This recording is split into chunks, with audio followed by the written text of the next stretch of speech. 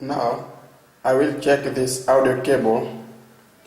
The same cable I will use later to get the sound direct from the mixer direct to transmitter. These two cables. Okay, I will check them right now using the two mixer. I start first from the right side. Let's get the sound from the CD player. Okay, playing the CD. The sound is there. The sounds come with this cable from the CD player to this channel. Let's see the signal. It's here. That's so we have the signal coming from this one. See, coming more up. Okay. If I press this PFL, I can find the signal here on this. So let's see now what this cable taking from this mixer to the second mixer. I will connect it to any one of these. Yeah, it's connected on this channel. Let's see how is it. The channel is there. Okay, but I will leave up. For now, we don't have the signal here. The signal will be showing on this point. For now, it's not there because I didn't leave up the signal. I'll take it now up. See? Taking out, up the sound, the signal. We see if we can find the signal on that point. See, we have no signal using the right cable. Using the right cable, that means the cable coming from the right side from the mixer. Let's call this mixer the mixer 1. The cable coming out, the output from the mixer 1, the right side, even take it to this second mixer there, you don't give out any signal. Signal is off. Okay? Let's try now with the same cord, moving it from the right side to the left side. I will take this one out first to check this one. Move it from right to the left, and we see what will happen. I'm still checking the same cord. Coming back, we have now here the signal.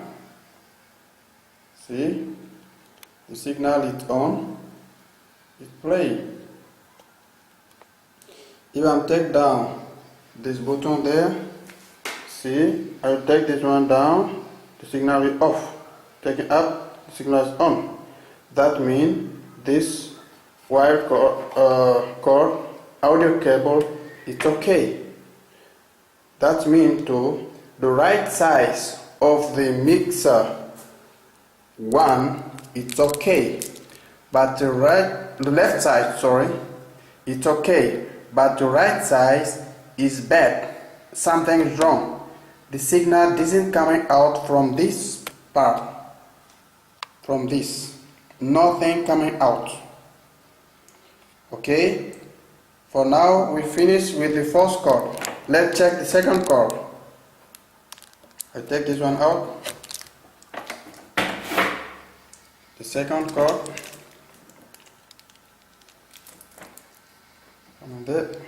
We start again in the we already know the right side is wrong. I will plug it direct to the left side. Okay, let's see if this cord will give us the signal like the first one. I'll take now this out. See, okay, it's plugged there. That gives me out the signal. The same cord. See, I'll take out. The signal is off. I can push it down. I'm coming up. The signal is on there. Put down. Okay. I move it to be more close. That means our second audio cable, it's okay, because we can see the signal there. The signal is on, but the same thing on the left side from the mixer 1, only this one. This one, it's okay. It's the same cable I will use to send the signal from this mixer to the transmitter. Okay, that is clear now. We don't have the problem with the audio cable. With both audio cable, it's okay. Both audio cable, it's okay. It works fine. We have problem in the right side of the mixer, both mixer. This one have the problem too, and this one have the problem. The sound doesn't come out from here.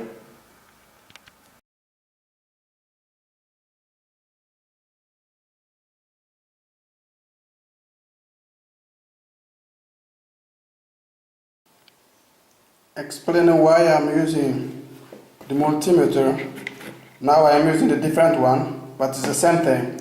What I'm doing with the multimeter to check the long cord, because if you set the multimeter to the on position, then it's possible for you to know if when you connect it, both parts of this one will show you. Let's see. When you connect this together, that will show you have the connection. It's not because I'm taking the ohm or something else, but to be if this cord is connected together. For that I'm using like the other long part of the long cable. I connect the long cable from the transmitter room to the studio. When I'm doing this kind of connection, that can give me information like the cord it's okay or it's not. I hope it will be easy for you to stand. I'm not measuring the ohms or volts, something like that, but I just want to see if the cord, wire cord, the long one, it's okay or not, using the multimeter and at the ohm measuring position.